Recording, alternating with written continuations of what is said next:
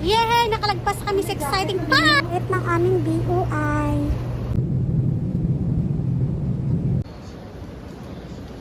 So amazing. Itong water na to, galing pa talaga to sa Mount Fuji. Napakalinis. Ayan. As you can see, super clear yung water.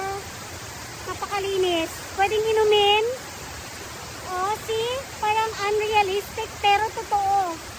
From nature. Ay! Gusto ko uminom ng water pero look at that.